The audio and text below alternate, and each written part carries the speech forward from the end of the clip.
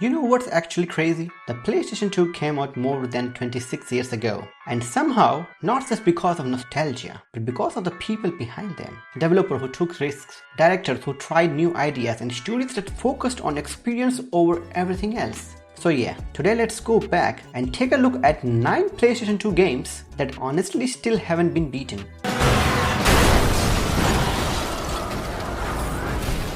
Starting off at number 9, Burnout 3.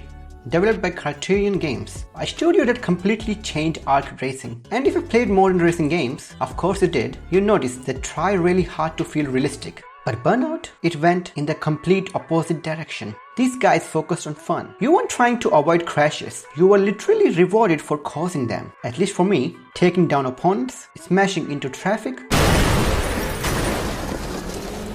building a boost. Everything felt fast and intense. And that's the thing, it wasn't just fun for a few races, it kept you hooked. Even today, when you go back and play it, you realize how few games actually capture that same energy.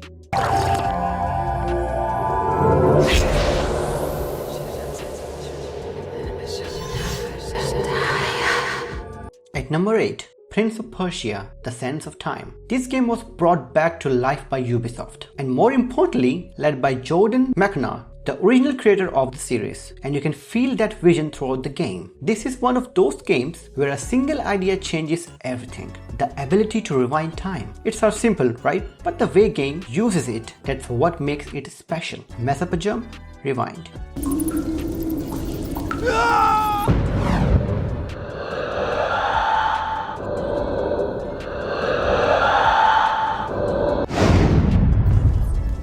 Take damage, rewind.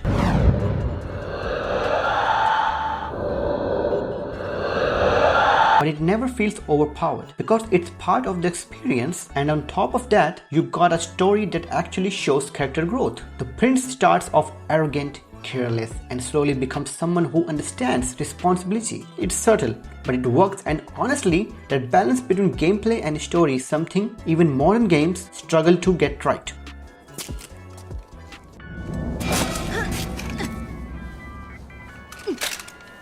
Well, this is my kind of rain. No wonder the sky looks so funny today. Let me go!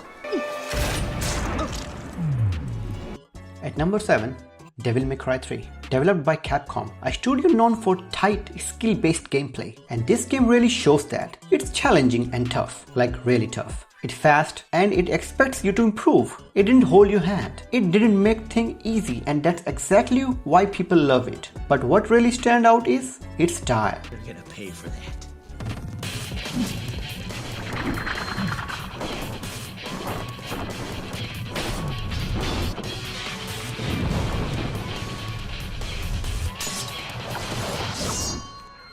Dante isn't just a character, his personality, attitude, and confidence all in one. Suddenly you are not just surviving fights, you're controlling them. And then the best thing in this game, one of the coolest rivalries in gaming. Two brothers, Dante and Virgil, completely different ideologies, and every encounter between them just feels intense. It's not just a game, it's style, personality, and confidence. Attention Patrol Division, we have reported at least one mobile Code 6 driver followed by police. I need all available units on this. Get them going, Code 3. At number 6, Need for Speed Most Wanted. Developed by EA Black Box. And honestly, this is where the Need for Speed formula peaked. First I'm gonna take your ride, then I'm gonna take your girl. Get ready for that. For a lot of people, this is pure nostalgia. But even if you take nostalgia out of it, the game still holds up. You got the blacklist system, where you're climbing your way up, taking down rivals one by one, and then the police chases. Probably one of the best parts of the entire game. The longer you stay in the chase, the more intense it gets, and escaping actually feels rewarding. It's not just racing, it's tension, strategy, and risk. And that's something modern racing games don't always deliver. Leon! Small world, eh? Well, I see that the president's equipped his daughter with ballistics, too. How rude! At number 5, Resident Evil 4, directed by Shinji Mikami, a name that basically defines survivor horror, and with this game, he didn't just play it safe, he completely reinvented the formula. Welcome. Who changed the whole gaming industry, the over-the-shoulder camera, and what's that it's worked. Actually, I loved it when I played this game first time. Don't come!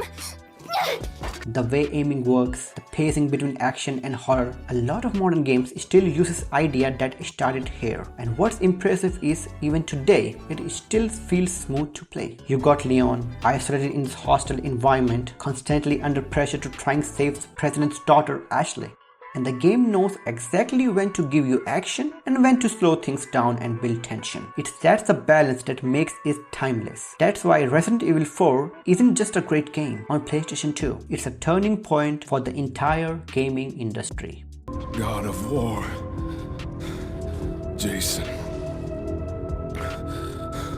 That beast took him. All our men are dead.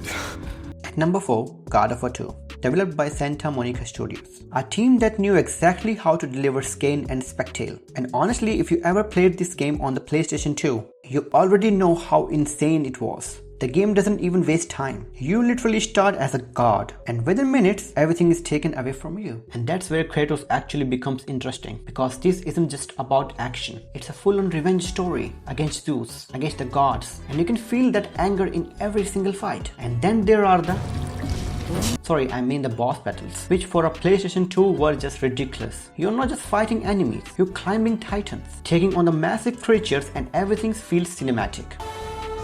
Zeus! Is this how you face me, coward? I am through doing the bidding of the gods. Come down here and face me now, Zeus!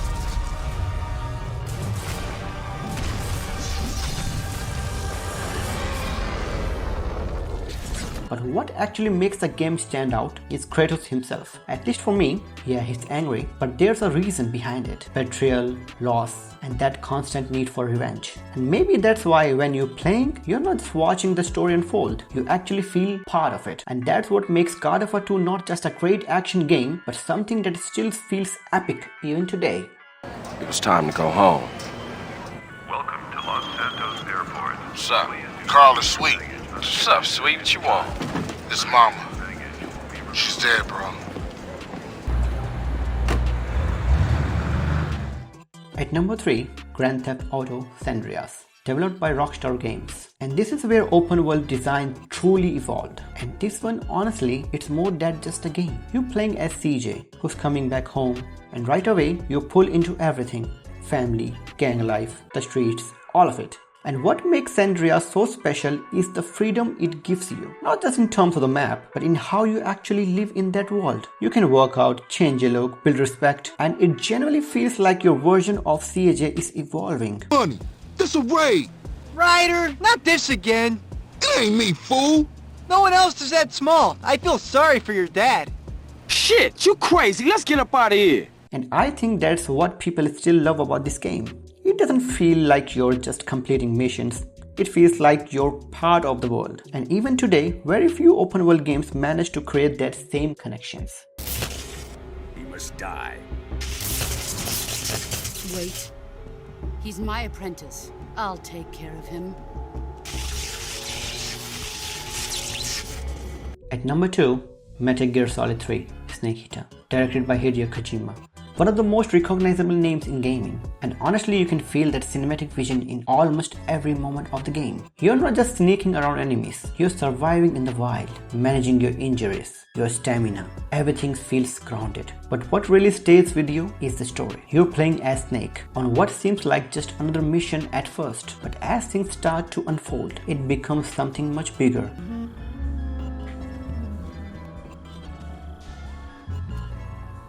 The name's Eva.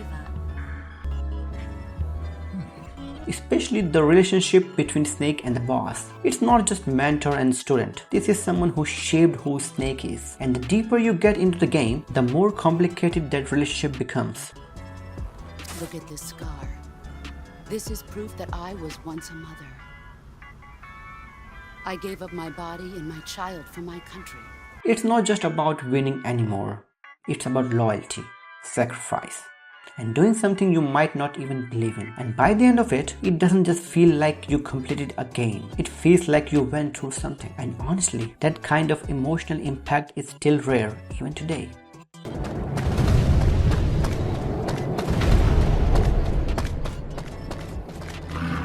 And finally, our top game at number 1, Shadow of the Colossus. And this one hits different. Like if you played it, you already know the kind of feeling I'm talking about. Created by Fumito Ueda, and instead of filling the game with things to do, they did the opposite. It's just you, your horse, and silence. And at first, it feels calm, almost peaceful. Your goal sounds simple, but then you take down your first Colossi.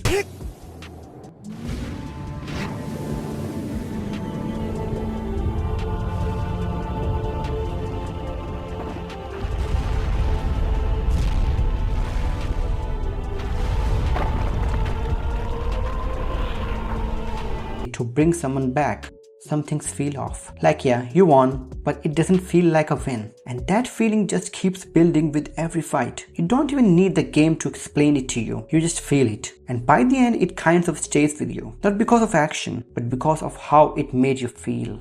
So yeah, these weren't just great games. They were created by people who understood what makes games special. And maybe that's why, even today, they still feel ahead of their time. But now I wanna know, which PlayStation 2 game would you still go back and play? Or still playing? Let me know in the comments. And like the video if you loved it. And subscribe the channel for more. And don't forget to turn on the bell notification so you didn't miss any new video. So that's it for this one. I'll see you in the next video. Until then, take care and keep gaming.